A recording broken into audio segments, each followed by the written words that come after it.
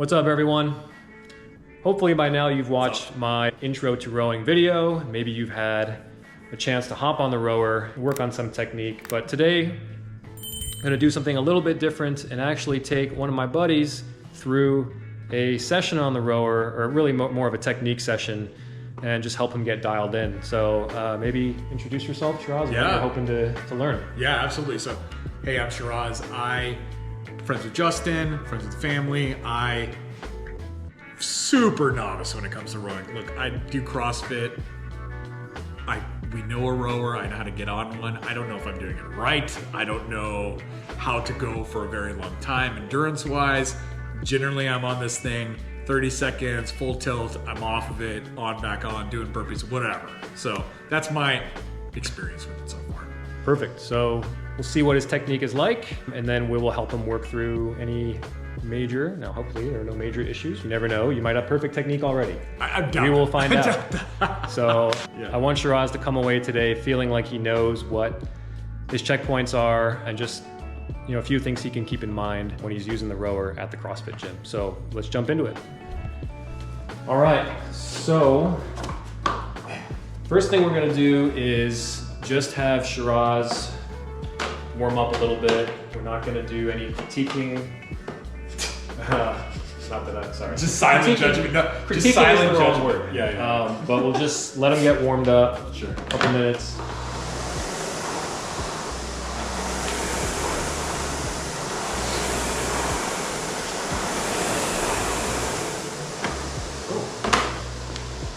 So I would say overall, pretty good starting point. You've definitely got some things that are good already, and then of course there are a few things that we can work on. I took a video clip, I don't know if you noticed, while you were warming up. So actually, I'll take a little more as we go, but what you can see is, so again, pretty good overall. I would say one thing, and I think actually thinking about the handle, Right. and keeping that moving horizontally will actually fix some of the other issues as a byproduct. But see how the handle is kind of stuck there, but Right, no, it's oscillating, right? So it's like it's moving up and down. right. On the way back, it's pretty good. On the way up, you got this big dip. Yeah. So part of that is body not coming over fast enough, so you're having to move it over your knees. Essentially, your knees are getting in the way. Got it. On the way back up. But Okay. yeah, let's hop on. Okay. So, like I was saying a minute ago, I think if we focus on keeping the handle actually at, imagine you're not allowed to move that handle up or down. It's got to be level all the way through. Yep. Already that looks actually much better. Right. I think the squat analogy really resonates, right? Because you want it to be a power position. If we're saying it's a leg dominant sport, right? Like you're literally doing a deadlift right now. Like I'm squatting and deadlifting right now. Right? Oh wow, that makes it. So take maybe 10 more strokes like that. Feels a lot different.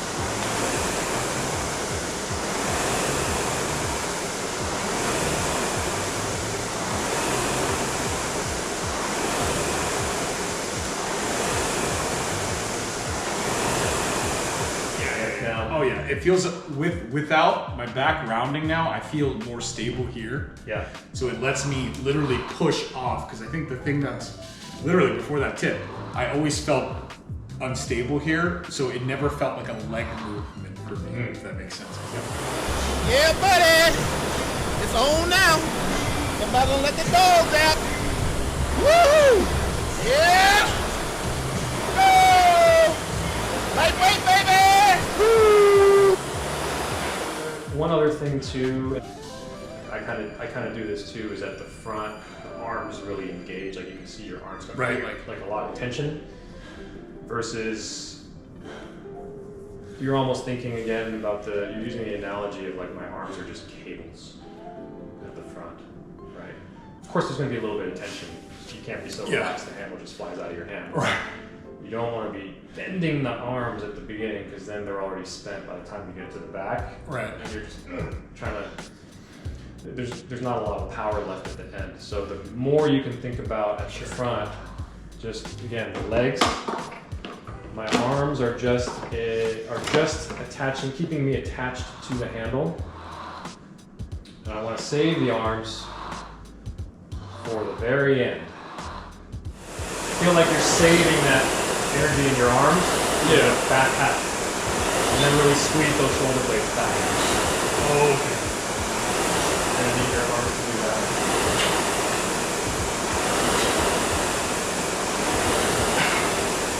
Okay, that's new. The shoulder cue.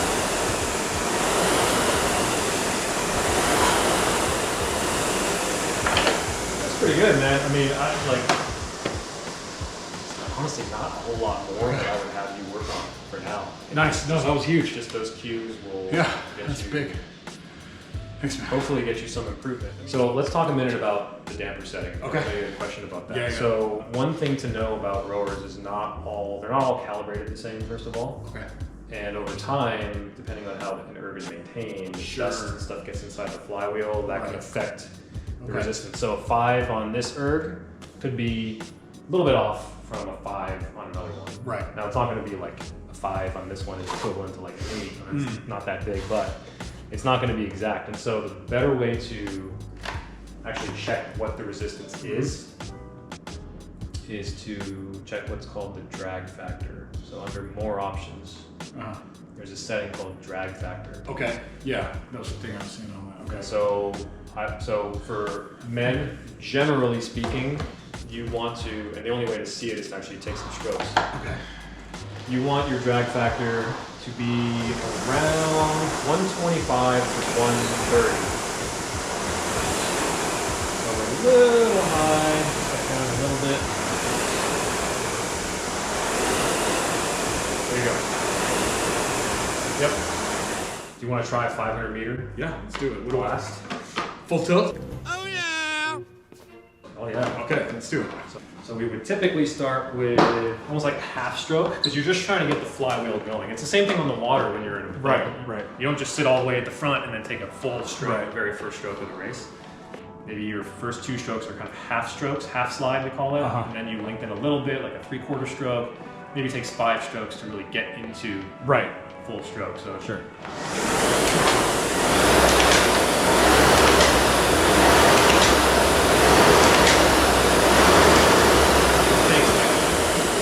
Yeah, so you're like ramping up. lengthen Yeah. out And then when does this start? Just like it just starts moving, right? as soon as you start pulling. Got it. Okay. At 500 meters, 50 to 60 strokes. So Okay. short. There you go. That's Ross.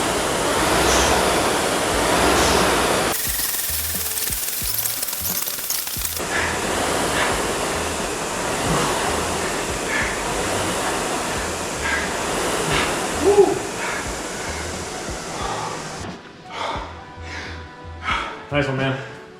Good. Yeah, just gassed at the end. Yeah. Part of that, I mean, that's, I would say, partly to do with pacing, right? Just like, you haven't done enough of these necessarily to know how to pace yourself, so that's totally understandable. It's like I just ran a sprint. I'm not used to that. Let's say hypothetically I bought a rower, right? Okay, I want to start to do endurance stuff. What's even like a cadence that I should start with? So that's a good question. I can write a very simple program that will basically be the equivalent of like couch to 5K. Let's say. Sure. Yeah, Like yeah. 5K on the rower. Maybe your goal is a 5K for time Right. on the rower, right? Yeah, I mean, you could do, 6 to 8 week program. You could obviously do longer ones, but like minimum, I would say probably 6 to 8 weeks. 3 days a week. Yeah. You know, you don't, and no session has to be longer than half an hour. Like it doesn't need to be you're sitting on it for Right.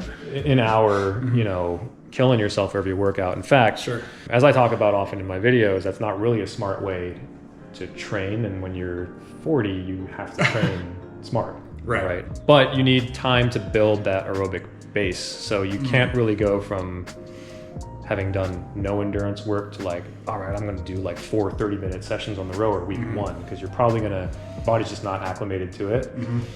It's unlikely your technique is going to be sound enough to do that type of work without exposing yourself to greater injury risk, right? So like you got to ramp up, which is why I say 6 to 8 weeks. You got to kind of ramp that volume up week to week. That's a pretty easy program to build.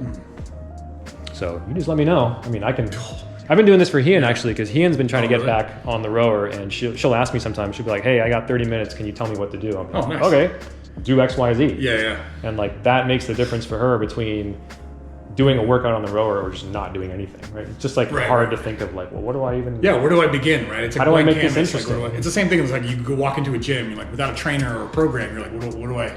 Yeah. What do If you wanted to do something like that, I would say, not that I would have you do a 5K day one, but like probably want to do,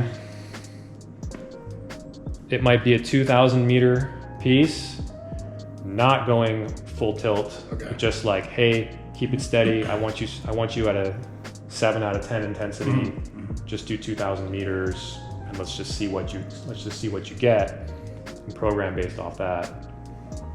But that wouldn't be hard for me to do. So if you want that at any point, or if you're going to buy a rower, then I'd be happy to. Yeah, for sure. So I am basically, I mean, you already know, but I have a Peloton bike. So I bike. This guy's on it every night. Every night. Almost. Well, I see it on Strava. Very similar story. 40-year-old male, kids, getting back into it now, trying to get my health in order. I've lost 40 pounds since that's awesome. October-ish. That's huge. Definitely huge, but obviously putting in the work. Nutrition, you're never going to out-train a diet. So nutrition was number one. But I do CrossFit 3 days a week. I'm on the Peloton bike for at least 30 minutes, maybe 45, doing my steady state cardio or high intensity cardio 4 to 6 nights a week. So you're doing more than 6 or 7 workouts a week, because you're doing 2 a day. Yeah. Basically, because I wake up at like 5 in the morning to go to CrossFit. And then before I go to bed, I hit my cardio, but it's like the only time I can do it with kids. So, but that double duty is how I lost the weight. That's awesome. It's not that it's not that Shiraz has to do 2 a days indefinitely for the rest of his life, right? And just like for me, I don't plan on doing 6 days a week on the rower, putting in 70,000 meters a week indefinitely. This is really to jumpstart, I think, for both of us, just to jumpstart our journey, and then hopefully find more of a sustainable level of activity. And once you get to a maintenance base, things get a lot easier, right? You're in better you have better cardio, VO2 max, you have less weight, you're not carrying around. Well, workouts are more fun, because the first month or two getting back into it sucks. Right? You're like, everything is hard. I feel super weak. Everyone else around me is faster, stronger, bigger, whatever. Right. Younger. Well, that's just going to be the case most places now. But right.